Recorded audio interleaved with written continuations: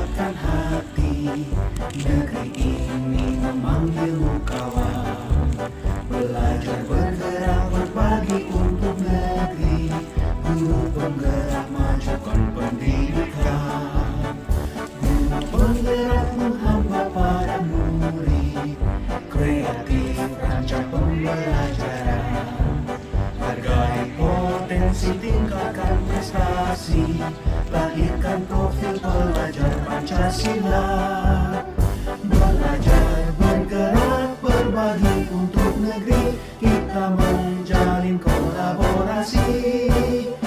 Belajar bergerak berbagi untuk negeri demi bangsa. Pertama-tama marilah kita panjatkan puji syukur kehadiran Allah Subhanahu wa taala. Pada hari ini kita dapat berkumpul bersama dalam rangka sosialisasi penerapan budaya positif di TK Negeri Pembinaan Tumurjo, Kabupaten Lampung Tengah. Sebelum kita buka acara ini, marilah guru semua kita membacakan basmalah bersama-sama. Bismillahirrahmanirrahim. Untuk acara selanjutnya yaitu penerapan budaya positif di TK Negeri Pembinaan Tumurjo. Nah, kita langsung ke materi Bu ya, sosialisasinya.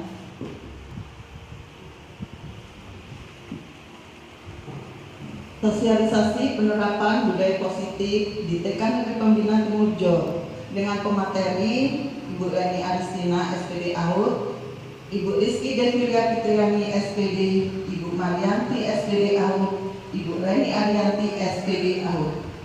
Nah, untuk modul yang pertama yang akan dibawakan oleh Ibu Rani Aristina yaitu tentang disiplin positif. Untuk Bu Rizky Devira Fitriani tentang teori motivasi, untuk Ibu Marianti tentang keyakinan kelas, dan untuk Ibu Rani Arianti tentang segitiga restitusi.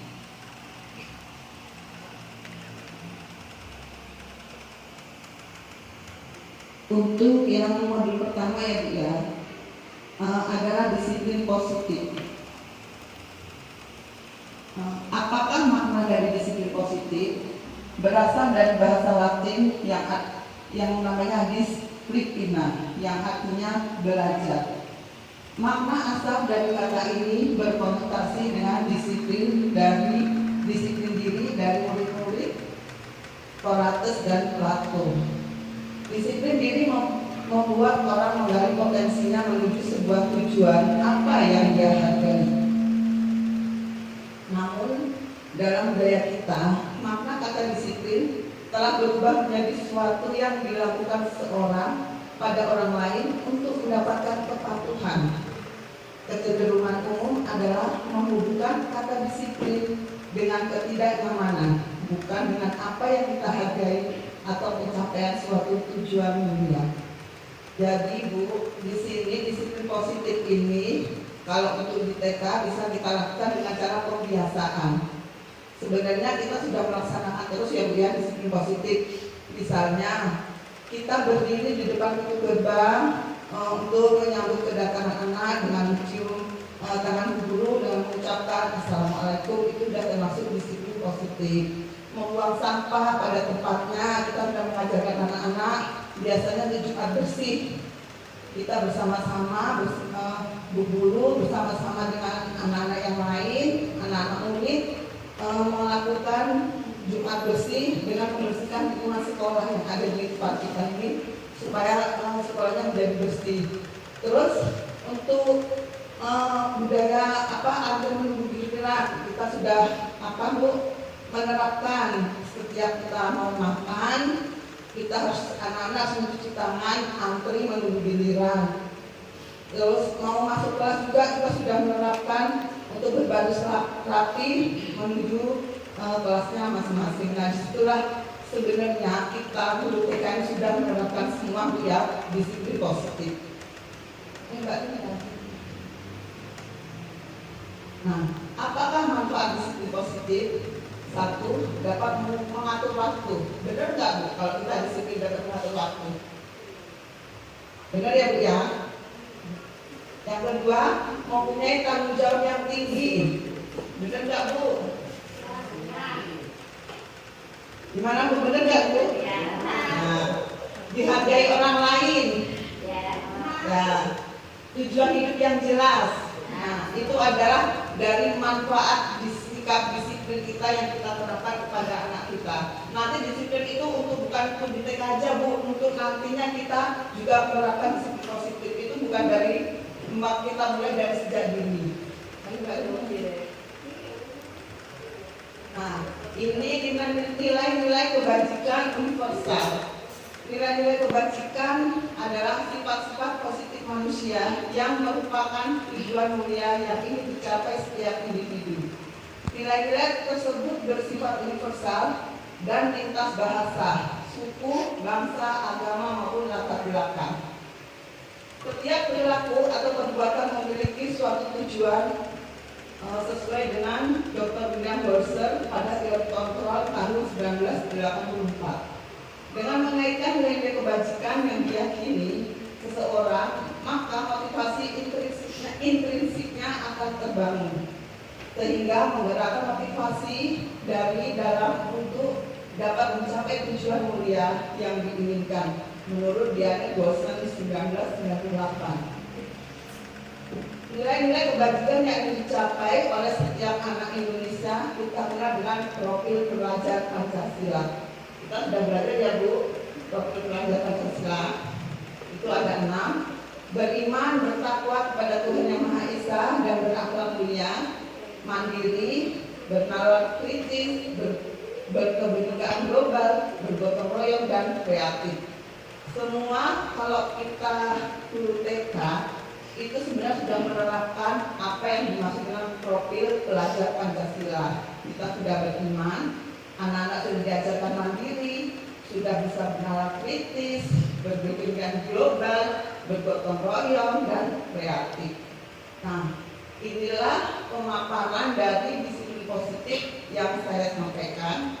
Untuk mungkin ada pertanyaan Bu. Kalau tidak ada pertanyaan, kita lanjut untuk materi yang kedua, yaitu teori motivasi yang akan disampaikan oleh Ibu Rizky Devira Fitriani. Bu, jangan lamun, kita breaking dulu. Bu, breaking dulu Bu. Nah, kita tunggu Bu. Ayo, breaking. Kita nyanyi lagu. Di sini senang, di sana nanti takalanya la la la la gitu ya Bu ya, bersama-sama ya. Bu.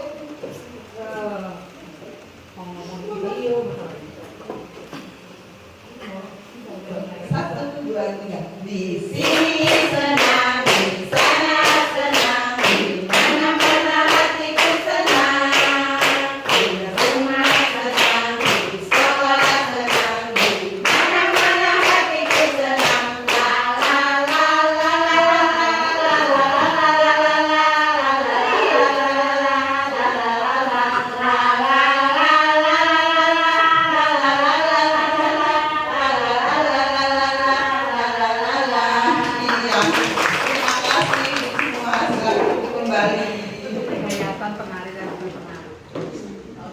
Untuk acara selanjutnya, modul 2, teori motivasi yang akan disampaikan oleh Ibu Rizky Devira Fitriani. Kepada Ibu, saya persilakan. Terima kasih kepada Ibu Leni Arstina yang sudah memberikan kesempatan waktu kepada saya yang akan menyampaikan tentang teori motivasi. Motivasi seperti yang sudah disampaikan tadi oleh Ibu Leni, bahwa di sekolah TK kita sudah mengadakan banyak kegiatan tentang budaya positif. Seperti dalam penerapannya, dalam kegiatan disiplin positif, seperti mencuci dan melap tangan, antri dan sabar menunggu giliran, seperti itu. Nah, tentunya untuk menerapkan disiplin positif yang ada di sekolah ini, kita memerlukan motivasi. Nah, motivasi itu harus dimulai dari dalam diri kita sendiri untuk memulainya. Motivasi adalah serangkaian sikap dan nilai-nilai yang mempengaruhi individu untuk mencapai hal yang spesifik sesuai tujuan individu. Sikap dan nilai ini memberikan kekuatan untuk mendorong individu dalam mencapai tujuan. Nah, sebagai guru, sebagai pendidik, kita harus bisa menuntun anak-anak untuk dapat memberikan motivasi yang ada dalam dirinya, sehingga ketika anak-anak misalnya membuang sampah pada tempatnya, dia sudah tahu itu menjadi sebuah kegiatan pembiasaan yang dilakukan sehari-hari yang akan tertanam di dalam diri anak sepanjang hayat. Nah, motivasi itu terdiri dari 2 jenis ya, Bu Leni. Mohon Bu Leni selanjutnya. Nah, motivasi perilaku manusia. Motivasi perilaku manusia yang akan kita terapkan untuk anak-anak didik di TK Negeri Pembina Kecamatan Trimojo. Yang pertama adalah motivasi internal. Yang kedua, motivasi eksternal. Motivasi internal itu dimulai dari diri sendiri, untuk menghargai diri sendiri. Contohnya, saya akan menjadi orang yang seperti apa bila saya melakukannya. Contohnya dalam penerapannya, misalnya jika saya membuang sampah pada tempatnya, apa yang akan terjadi dengan lingkungan sekitar kita? Nah, seperti itu. Nah, untuk memulai motivasi internal ini, kita dapat dimulai dari guru dulu dengan memberikan teladan kepada anak-anak. Jadi ketika kita memberikan contoh, oh, bu guruku saja sudah bisa melakukannya. Nah, apalagi aku pasti bisa seperti itu. Kalau berdoa juga, contohnya ketika kita berdoa sebelum dan sesudah melaksanakan kegiatan, bu guru memberikan sikap seperti apa berdoa yang baik dan benar. Nah, dari situ anak-anak akan termotivasi dengan melihat ibu gurunya seperti itu. Selanjutnya adalah motivasi eksternal. Motivasi eksternal untuk menghindari ketidaknyamanan atau hukuman. Pertanyaan pemantiknya, apa yang akan terjadi apabila saya tidak melakukannya? Yang kedua, ada 2 motivasi eksternal. Yang kedua, untuk mendapatkan imbalan dari orang lain atau institusi. Apa yang akan saya dapatkan apabila saya melakukannya? Jadi eksternal ini kita bisa memberikan berupa imbalan atau penghargaan. Tapi penghargaan sebaiknya yang diberikan kepada anak bukan merupakan hadiah. Karena jika anak-anak mau memberikan hadiah kepada anak-anak, nanti dia akan terbiasa tertanam. Misalnya, oh, aku mau berdoa karena aku dikasih hadiah sama bu guru coklat atau seperti apa. Tidak seperti itu. Berarti itu motivasinya belum terjadi di eksternal anak-anak. Tapi bisa merupakan kita memberikannya pujian. Kita menanyakan keyakinan anak seperti apa sih? Kalau bagaimana ya nak, kalau kita membuang sampah di tempatnya, apa yang akan terjadi? Jadi untuk pembelajaran saat ini budaya positif dan penerapan disiplin positif itu dimulai dengan pertanyaan pemantik yang nanti akan disampaikan oleh Ibu Marianti. Nah, next Bu Leni. Tujuan kita melaksanakan motivasi di dalam kegiatan pembelajaran di TK adalah menurut kinerja Dewantara untuk membentuk manusia yang merdeka. Merdeka dalam arti tidak hanya terlepas dari perintah akan tetapi juga cakap memerintah diri sendiri. Dikutip dari kinerja Dewantara, pemikiran, konsepsi keteladanan, sikap merdeka, cetakan kelima 2013 halaman 469. Maksudnya menjadi manusia yang merdeka, anak-anak termotivasi dari dalam dirinya untuk dapat melakukan suatu tindakan berdasarkan keinginannya sendiri. Nah, keinginannya sendiri itu bukan karena kita paksa, ayo nak, buang sampah pada tempatnya seperti itu. Tidak seperti itu, tapi kita melakukan tadi itu dengan kebiasaan melalui kegiatan sehari-hari. Kemudian kita sebagai guru juga menuntut anak, memberikannya teladan. Setelah dia melihatnya, insya Allah anak-anak akan meniru apa yang kita lakukan. Seperti itu. Nah, selanjutnya akan disampaikan oleh Ibu Marianti. Kepada Ibu Marianti kami persilakan. Terima kasih Ibu. Assalamualaikum warahmatullahi wabarakatuh. Waalaikumsalam. Baiklah, saya akan melanjutkan materi yang tentang keyakinan kelas.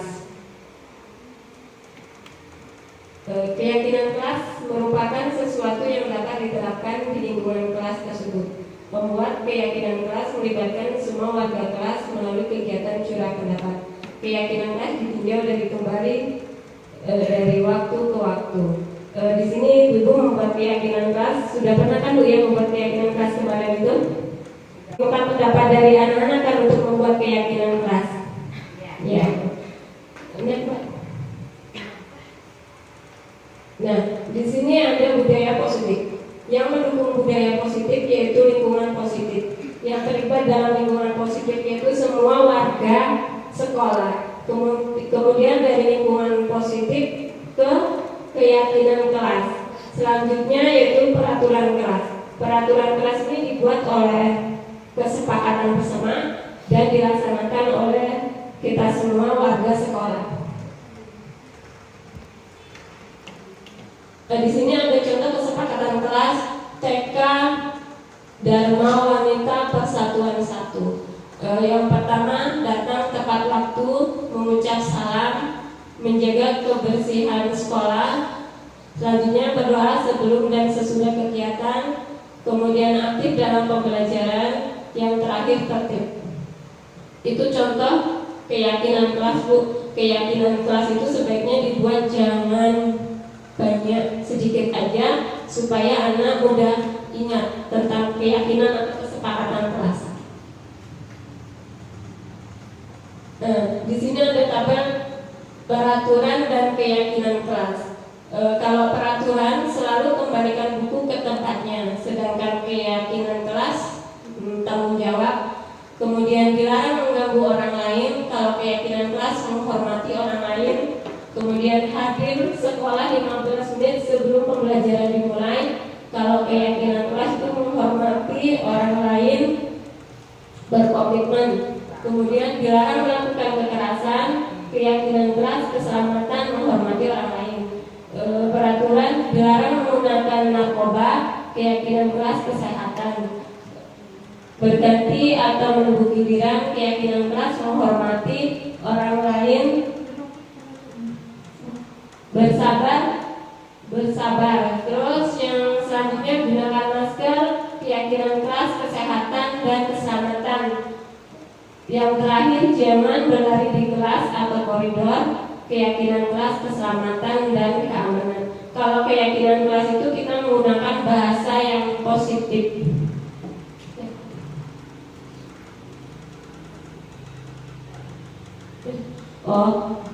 Demikianlah tentang keyakinan kelas. Selanjutnya akan dilanjutkan oleh Ibu Reni tentang segitiga restitusi. Kepada Bu Reni kami persilakan.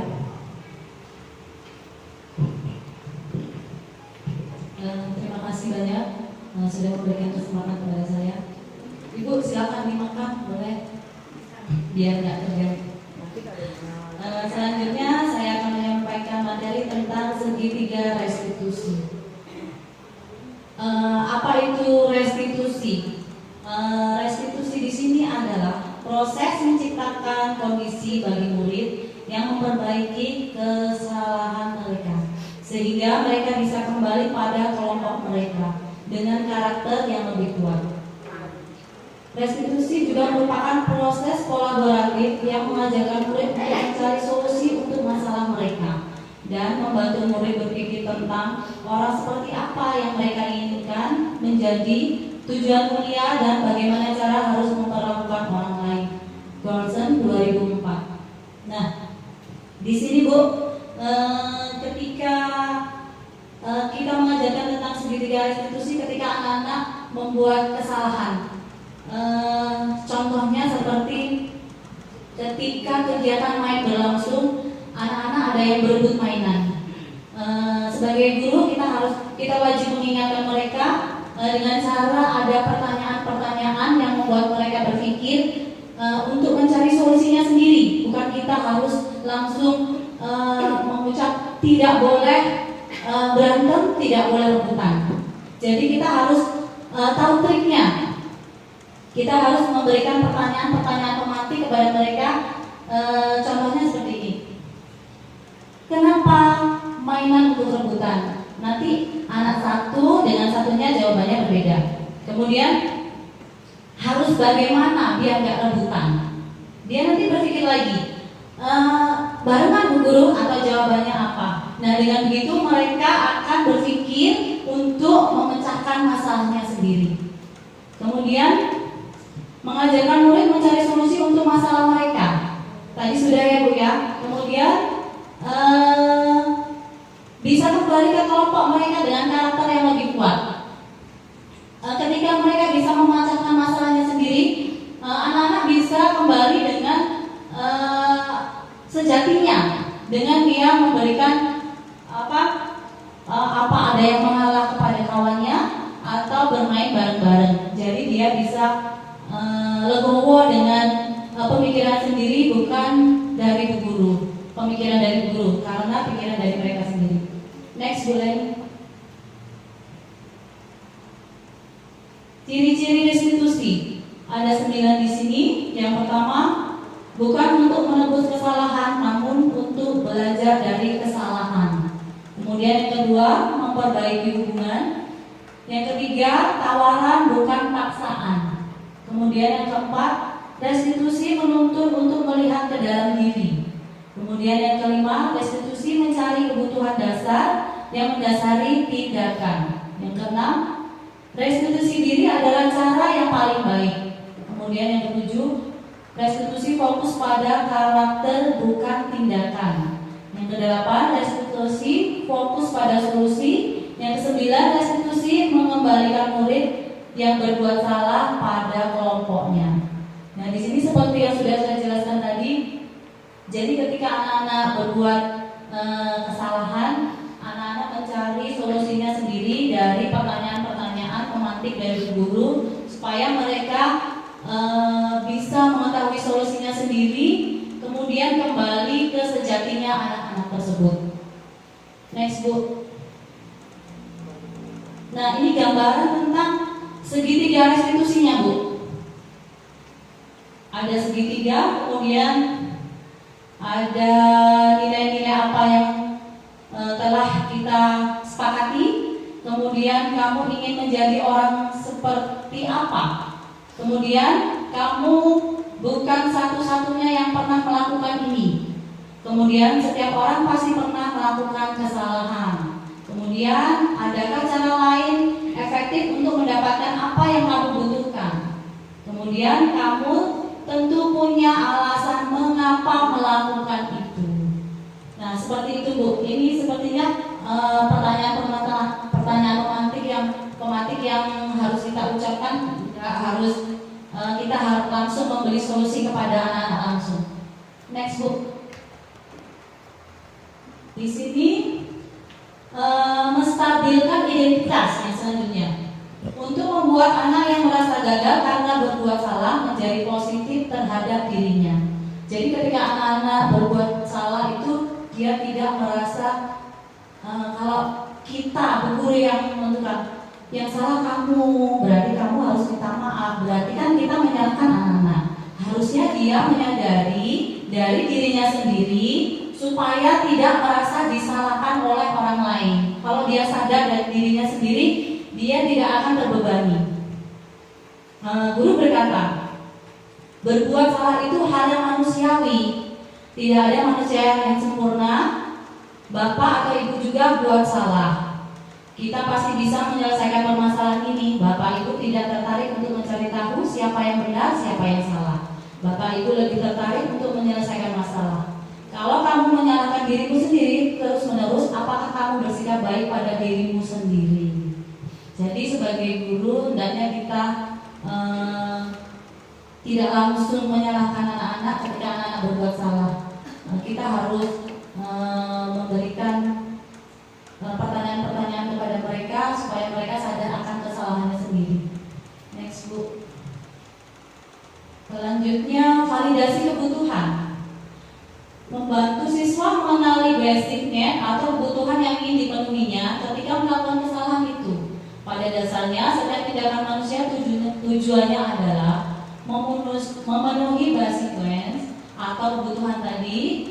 Apakah itu power itu kekuatan, kemudian freedom, kemudian love and feeling atau cinta dan kasih sayang, kemudian fun, kebahagiaan, atau survival. Anak-anak itu biasanya melakukan tindakan atau manusia itu nggak cuma anak-anak. Itu biasanya untuk karena kurang perhatian dari orang tua. Biasanya dia di sekolahan akan cari perhatian supaya mereka bahagia, karena di rumah dia tidak mendapatkan itu. Kemudian apa dia mau menunjukkan menunjukkan kekuatannya, bahwa dia di kelas itu kuat. Biasanya anak-anak ada ya Bu ya, yang ingin dirinya menonjol. Kemudian guru berkata, kamu bisa saja kan melakukan hal yang lebih baik, tetapi kamu tidak melakukannya. Kamu pasti punya alasan mengapa melakukannya. Apa yang penting bagi kamu? Kemudian kamu boleh tetap berusaha menjaga sikap itu, tetapi tambahkan sikap yang lain yang baru. Maukah kamu belajar cara lain yang mendapat yang kamu butuhkan tanpa harus memukul? Yang terakhir, apakah kamu bisa melakukan dengan lebih baik besok lagi? Ini adalah pertanyaan-pertanyaan pemantik ketika anak-anak berbuat kesalahan. Di sini kami menulisnya dengan bahasa yang baku ya Bu, formil. Kalau kita dengan anak-anak TK kita bisa menyesuaikan sendiri ya Bu ya. Selanjutnya Bu. Kemudian menanyakan keyakinan. Di sini ada anak melihat kesalahannya dihubungkan dengan norma sosial dan nilai-nilai yang mendasari manusia dari interaksi dengan orang lain. Bu guru berkata, apa nilai yang kita percaya di kelas atau sekolah kita? Nilai-nilai universal apa yang telah kita sepakati? Kelas yang ideal itu seperti apa sih? Kamu ingin jadi anak seperti apa? Apa yang kamu rasakan ketika kamu melakukan itu? Kamu menjadi orang yang seperti apa?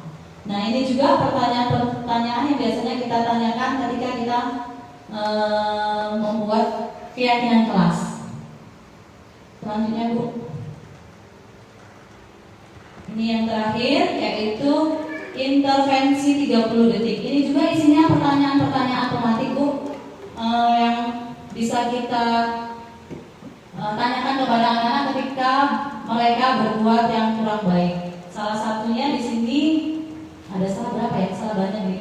Apakah kamu ingin berbuat lebih baik? Apakah saat ini kamu sedang menjadi orang yang sedang kamu inginkan? Yang ketiga, apakah kamu bisa mengubah kegiatan atau perilaku kamu saat ini menjadi sikap yang lebih membantu? Selanjutnya, apa wajar membuat kesalahan? Bisakah kita memperbaikinya? Apa yang kamu lakukan saat ini sesuai? Oke. Kapan kamu siap untuk memulai? Peraturannya apa? Sepertinya kamu punya masalah, saya bisa membantu apa? Saat ini kamu sebenarnya berbuat apa? Apa yang bisa saya bantu agar kamu bisa melakukannya? Apakah saya bisa bantu kamu agar dapat segera mulai? Apakah tugas kamu saat ini? Bagaimana kamu ingin diperlakukan pada kegiatan ini? Bisakah kamu melakukannya? Apa yang kamu inginkan? Peraturannya apa? Nah, ini adalah pertanyaan-pertanyaan romantik yang bisa kita pakai ketika membuat kesepakatan kelas atau ketika anak-anak berbuat kesalahan agar mereka bisa kembali ke kelompoknya yang lebih baik. Kiranya cukup sekian. Kalau ada yang bertanya silakan, yang belum paham atau ada yang menanggapi, saya persilakan.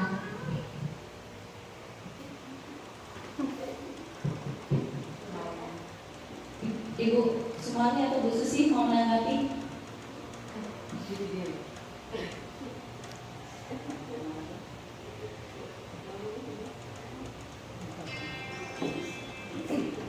Ada? Atau sudah cukup jelas? Cukup. Terima kasih banyak dan saya akhiri. Wassalamualaikum warahmatullahi wabarakatuh. Saya kembalikan kepada moderator. Terima kasih Bu atas Ibu materi yang sudah menjelaskan materi tentang modul 1.4 sebagai tugas aksi nyata dari program guru penggerak. Untuk acara selanjutnya tanya jawab kita sudah kita lanjut, kita tutup aja Bu ya. Alhamdulillah acara ini selesai, sudah berjalan dengan lancar. Kita tutup acara ini dengan membaca lafaz hamdalah. Alhamdulillah.